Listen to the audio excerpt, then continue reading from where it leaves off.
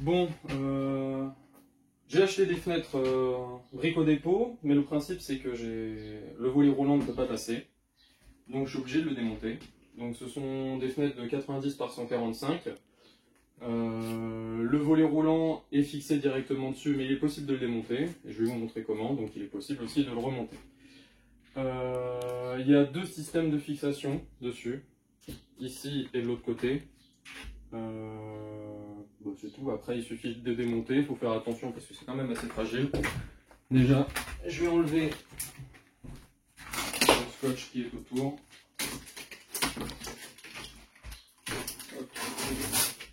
Voilà, ça c'est la goutte d'eau qui est donc à garder de côté pour la fenêtre. Bon, attention. Je couche la fenêtre sur un support tout mou, hein, comme ça l'abîme pas, ça la raye pas. Donc c'est de la laine de bois qui sera utile pour la suite du chantier. Donc du coup, est-ce que j'ai mis mon tournevis là? Il y a des systèmes de fixation, tu peux regarder ici. Du coup, il faut ouvrir la boîte. Et on voit que tout le système est tenu avec cette grosse barre métallique. Et pareil du coup de l'autre côté. Donc on peut le dévisser avec un petit tournevis, mais je vais le faire à la visseuse, c'est plus rapide. Je vais enlever ça.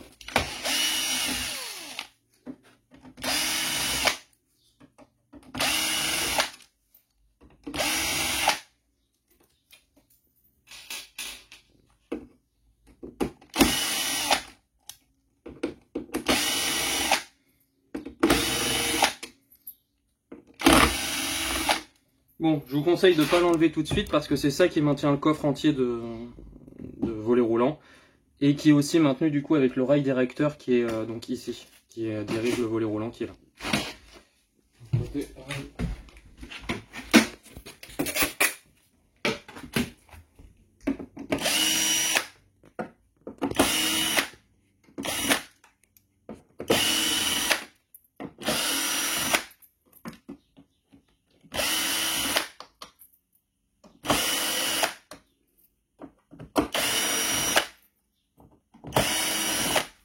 Voilà. Bon, le principe, au début je savais pas trop comment c'était fixé. Il y a une sorte de gros scotch double face qui maintient le volet roulant. Donc des fois il suffit juste de tirer un petit peu. Ah bah voilà, celui-là c'est assez simple. Il suffit juste de tirer un peu et ça s'enlève. Donc là, on peut enlever ce rail-là. Je vais repasser les montants d'alignement avec le volet, enfin avec les rails directeurs, juste pour le maintenir, pour pas que ça tombe. Et de l'autre côté, faire la même chose. Mettre une jambe en dessous, au cas où ça s'en aille. Voilà. Hop. Du coup, le coffre du volet roulant est enlevé. On peut refixer ça quand on y est, comme ça c'est fait.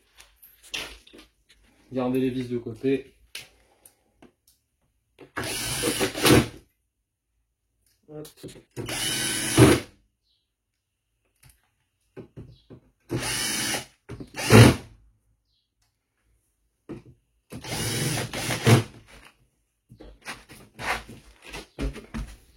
On est pour celui-ci.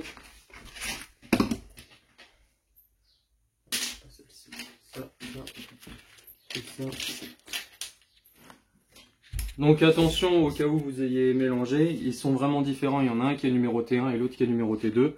Mais donc avec l'alignement c'est assez facile à voir, vu que ça s'emboîte directement. Là, je dis ça mais voilà. Ah voilà. Là.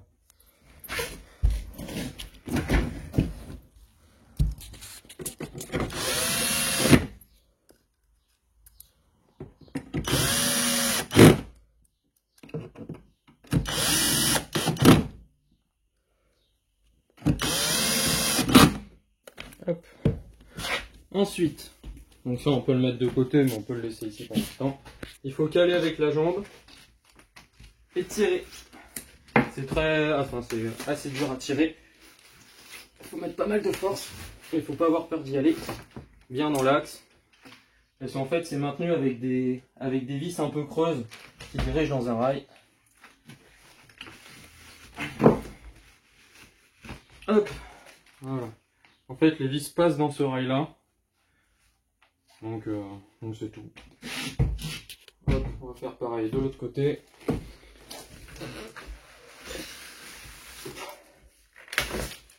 Hop, comme ça.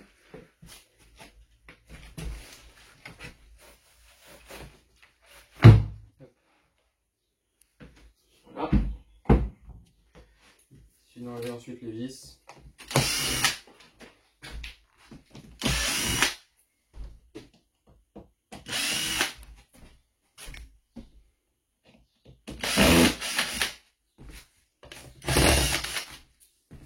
Hop. Ensuite, je vais récupérer déjà toutes les vis.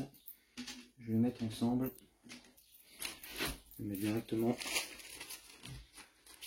avec l'interrupteur du volet roulant que je scotcherai du coup sur la boîte. On peut refermer ça. Même principe que tout à l'heure, c'est que des clips.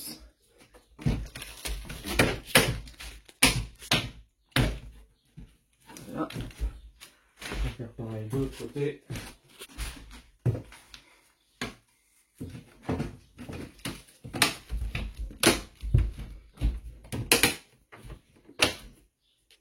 Et voilà. Et du coup, maintenant, la fenêtre n'a plus le volet roulant. Donc du coup, pour remonter le volet roulant, c'est le même principe. Bon là, cette fois, la sorte de scotch double face s'est enlevé très rapidement. Des fois, c'est beaucoup plus difficile, donc on peut faire va-le-vite avec un tournevis. Ça, j'en ai plus besoin. Donc je peux l'enlever de la fenêtre. Voilà.